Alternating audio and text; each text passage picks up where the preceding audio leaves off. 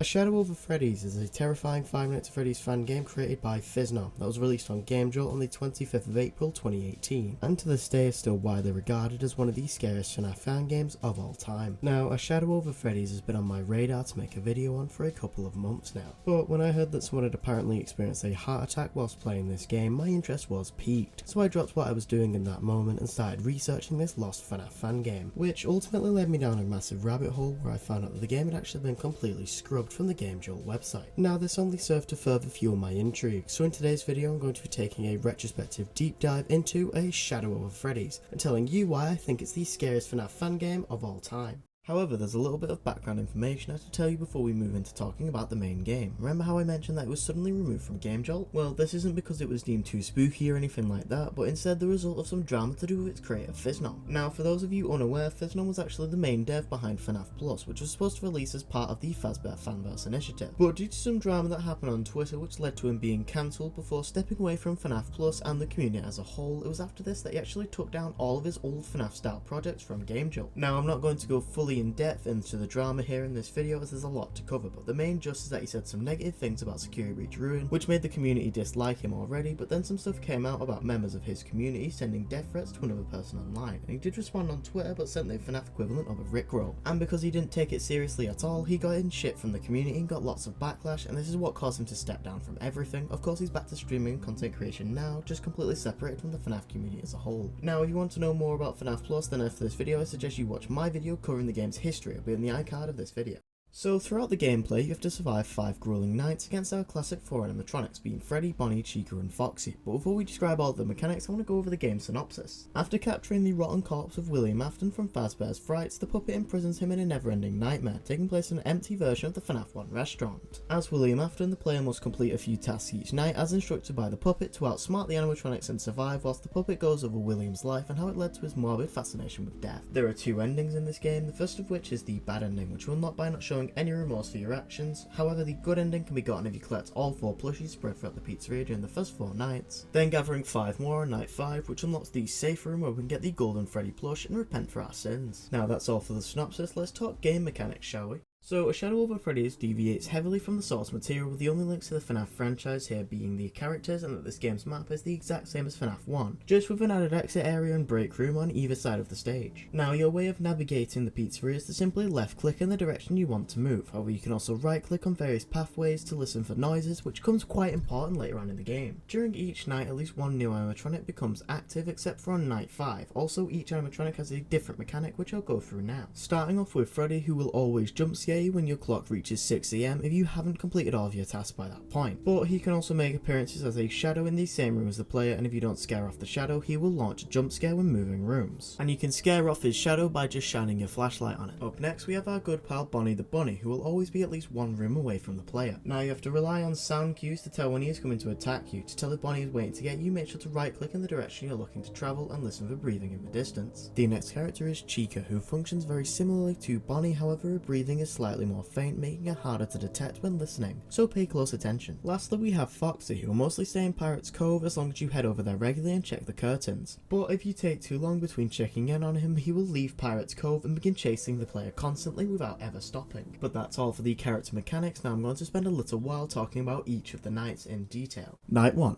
Find the exit. Each night is given a specific title that links in with the objective, and as suggested by the title of Night 1, we need to find the pizzeria's exit, which is on the right side of the show stage. But before you go in there and end the night, make sure to go to the main stage and collect the Freddy plush, which is on top of one of the amps. This is required to unlock the good ending. Anyways, after you collect Freddy from the stage, head to the exit, where you will encounter this shadowy figure who brings us back to safety in the office and offers us a story, which we'll briefly go through now. There was once a little kid who played with his toys by his lonesome. He lived in his small family home outside of town. His backyard was like a stage where he'd play with his figurines of various shapes and sizes, acting out plays for only his viewing pleasure. He was content just playing with his toys throughout his younger years until one day the family dog stole one of his prized actors during playtime. The pair began a tug of war over the little robot, but the dog was excited to finally receive the attention it craved from the master of the house and refused to lose this game. And after a long and well fought game, the toy robot was almost free from the dog's mouth before He was relieved to have his friend back and walked away, leaving the dog twitching on the ground to die. He walked back to the tree and placed his robot back where it should be on the stage and kept playing. The family found the dog's dead body later that day and buried it where it stood. So that was the first of many stories that occur after each night, and luckily for you dear viewers, I believe that was the most graphic story of the bunch. The rest of them are still dark and pretty disturbing, but not to the level of night 1. Anyways, let's continue. Night 2. Follow the music. In this night we have to follow the sounds of the puppet's music box throughout the pizzeria, and to do this we need to left click in the direction we're looking to go and see if you can hear the music or not. And to make this night slightly more difficult, you also have to pay close attention for breathing in the background, as if you don't pay attention and make the wrong move, well... That's right, Bonnie has now become active, and if you remember what I said earlier, he's always one room away from you no matter what, so make sure to listen closely. Now there are 4 total locations that you need to pass through in order to complete this night, the first of which is the stage, secondly you need to go to the bathrooms, then we need to head over to Pirate's Cove, and lastly parts and service. You'll know you've gone to the right area if you hear a high-pitched laugh before the music begins leading you in another direction. Also in the storage closet on the left side of the office you can find a Bonnie plushie on one of the shelves. This is needed for the good ending. After completing our objective for this night, the puppet offers us yet another story which I'll go through now. There was a young boy who lay awake in the night during the harsh downpour. He hid beneath his bed covers, his eyes closed, and his body curled whilst he tried to ignore the raging storm outside of his room. Enveloped in the shadows, scenes of dripping discomfort kept him from dozing off to sleep. The roars of the raging storm were nothing compared to the restlessness that the shadows cast from the window gave him. He felt eyes watching him from afar. The boy opened his eyes and looked towards the window,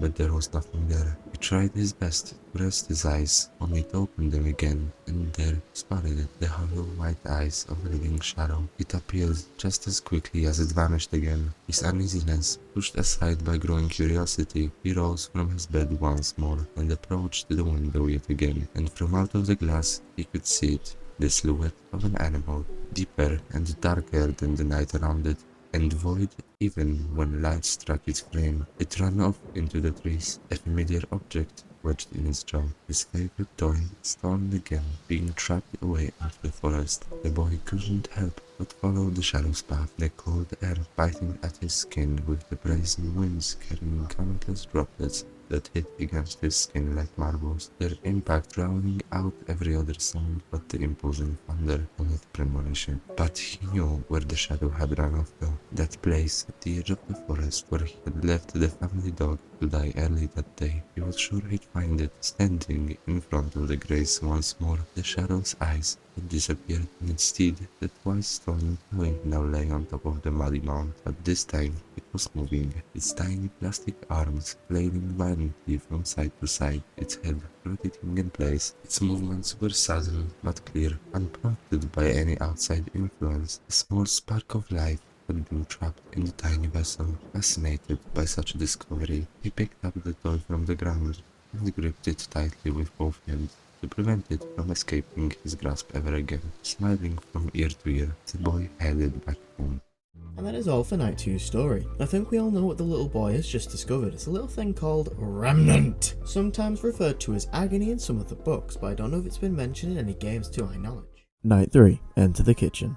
On this night, you need to get inside of the kitchen, as suggested by the title, but it's not as easy as it seems. The kitchen door is actually locked, so you need to go to the break room, which is actually a completely original area to this game and is on the left side of the show stage. So simply go there, grab the key off the hangers, go back to the kitchen door, unlock it, and enter to finish the night. During this night, Chica finally becomes active and works almost identically to Bonnie, however she moves around much quicker and her breathing sound is more faint, making her harder to detect when listening down the pathways. One last thing before story time is the Chica plushie that can actually be found in the right hallway on top of a stack of boxes. Now just like in night 1 and 2, once you get into the kitchen and complete your objective, you'll see the puppet once more and he offers you a story, which I'll go through now. This is a true story, I tell you. I pray you're taking notes for our little quiz at the end. There was once a young man who had grown hungry for knowledge and power. As he grew into adolescence, he began to isolate himself from family, from friends, from his own humanity, instead focusing on his passion for the unknown, the spiritual, the place of mystery he had come to know years before. In a box under his bed, he hid his secret away from all others, his plastic friend still thrashing and writhing inside. Every dusk, he observed his movements intently. The young man spent whole days away from his his home, reading and studying about spirits and vessels. His interest turned into obsession, and his need to understand grew. Alas, it was all for naught,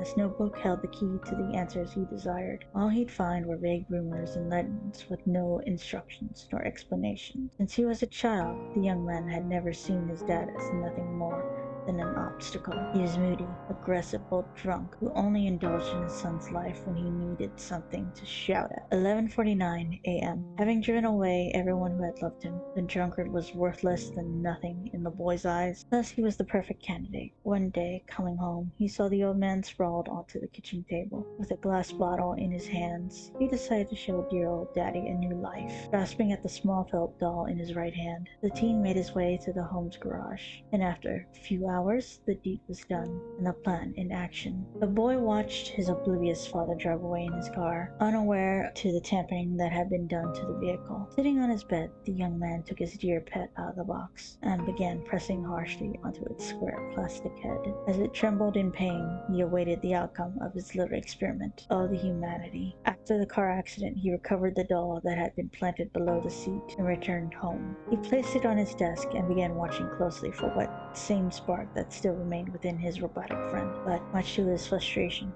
no movement came from the doll. Nothing. The vessel he had prepared for his father remained empty, devoid of a single remnant of life. 11:50 a.m. Furious by his failure, he tore the felt doll apart and tossed it aside. What a waste. From then on, he was free of the shackles of his drunken caretaker, but without the trophy he had planned to collect from his monstrous act of sabotage. Unflinching in his resolve, with not a morsel of guilt within his empty heart, he contemplated what he'd do next.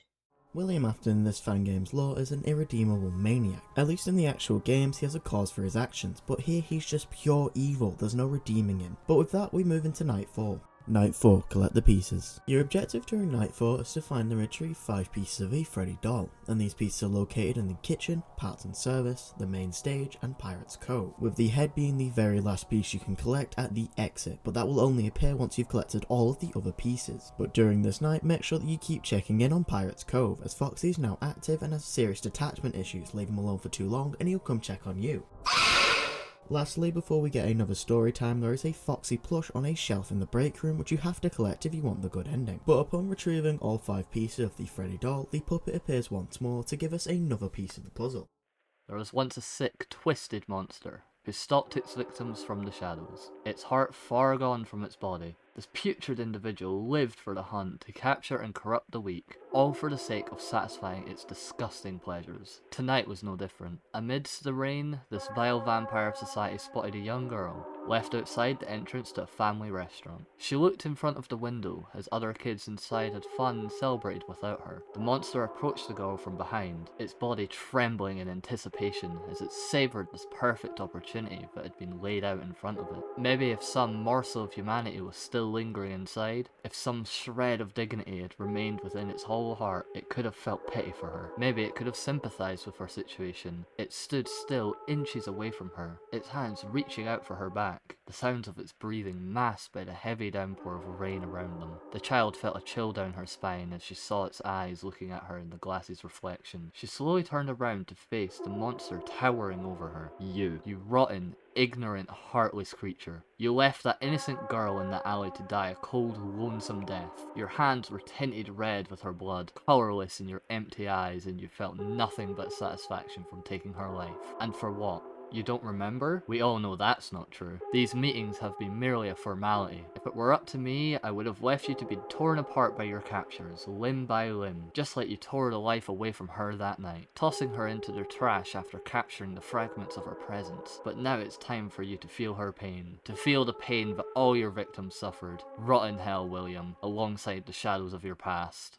Night 5, escape. It's time for our final night in Purgatory, and we only have one single objective, escape. And to do this we need to traverse the pizzeria one final time. However, there's a slight twist. The restaurant does not follow its usual layout, and the screen is now covered with a heavy static and deep red filter. So how do you escape the pizzeria, you might ask? Well, let me explain, dear viewers. When you load into the night, you are placed in a completely random location across the pizzeria. Now you must keep passing through each area until you find yourselves in the bathroom, and once in there you'll come to know there's no other way out from here than back. So upon heading back the way you came, came out of the bathroom, you'll end up in the office where the night ends. Across night 1 to 4, I've asked you to collect a bunch of different plushies. Now, there is not another one on this night, however, if you have successfully gotten all of them on previous nights and beat night 5, then you will want the good ending, as well as the custom night mode for this game. Now, who's ready for one final story time? You were once a man named William Afton. In life, you chose to waste time chasing shadows, turning a blind eye at the suffering of others, leeching off the remnants of life torn from your victims. You fought against your fated demise until your last rotten breath.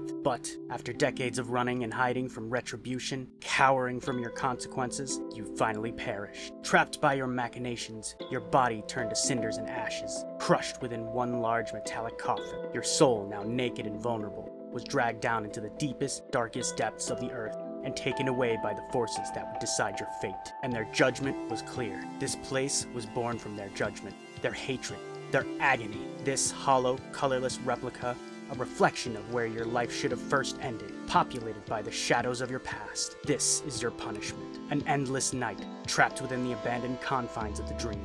You turned into a nightmare. Inside the place of joy you poisoned with your selfish desires. Congratulations. It's your own personal hell, and you truly deserve it. My job here is complete. I'm through trying to find any morsel of humanity left within your empty heart. All chances of your redemption are long gone, and you have nobody to blame but yourself. Over the course of these 5 nights, you have failed to show regret for your actions, nor care about anything but your escape from this prison. You did this to yourself, and as such, I'll say it once more. This is the end. Burn in hell, William. Good riddance.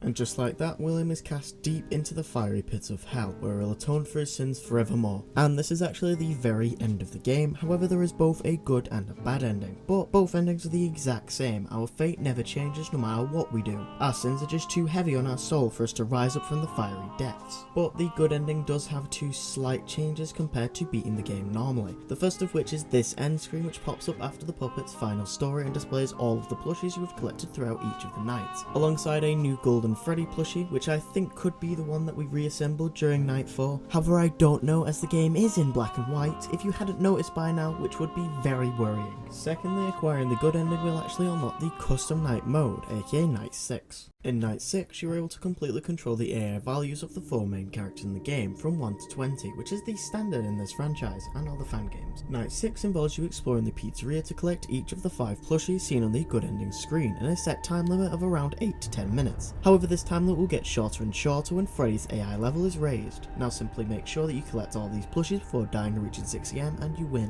What do you win, you ask? Is it more story time? Is it a secret cutscene? Nope, you just get a star in the main menu and this little guy pops up. This is Palchop, and he's actually a little chef if you couldn't tell by his outfit, and he's actually a teaser for another of Phisnom's projects called Porkchop's Horror Show. He's also one of the mascots in Joe's Wonder Farm, both of which I might cover as their own videos in the future. Now, when you click on the little piggy, you would get shown an assortment of images with a high-pitched music box playing in the background. Now, I can't find the images or the video that would be played, but I'd assume they're screenshots from one of the games I mentioned prior. Now, I absolutely adore A Shadow Over Freddy's for a myriad of reasons, but I didn't expect to enjoy the game this much upon first playing it, and I'm going to elaborate on what made me fall in love with this game over the next few minutes. First of all, the game was absolutely terrifying from start to finish. The immaculate sound design combined with the eerie design of the pizzeria itself kept me on edge throughout my entire playthrough. But not only is the game's design amazingly terrifying, it didn't fail in providing a half-decent story either, which in my opinion is definitely where a lot of the creepiness of this game actually comes from. Now, I'm mainly referring to the scene from Night 1's story where the young William Afton straight up just kills his own dog. Now, the snapping sound here was perfectly disgusting and honestly creeped me the hell out during my stream a few weeks back.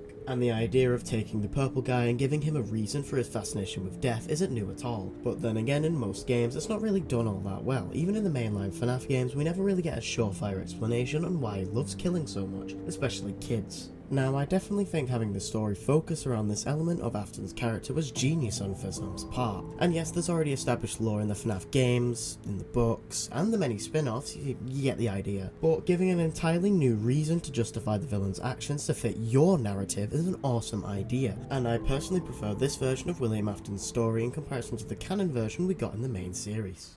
But that's all for A Shadow Over Freddy's. It's a really interesting Five Nights at Freddy's fan game, and I quite enjoyed playing through it and making this video talking about the game and its story in detail. Now, if you did enjoy this spooky little retrospective, then make sure to like the video and subscribe, as well as joining our Discord, which will be linked down below alongside a link to an archived version of A Shadow Over Freddy's for you all to play. Psst, just a small warning, be wary if you do have any heart issues, as the game can be Also, I'd like to give a massive thank you to Dodge Creations, Nintendudes, Azul de la Rosa, and Puro too. They're all awesome people, and this video wouldn't be the same without all of their help, especially with the story segments of the video. And now there's only one video left to come out for this spooky month, and if you've been tuning into these videos, then you'll know it's going to cover Luigi's Mansion. But until then, have a great day or night, and I'll see you on Halloween. Goodbye, everybody.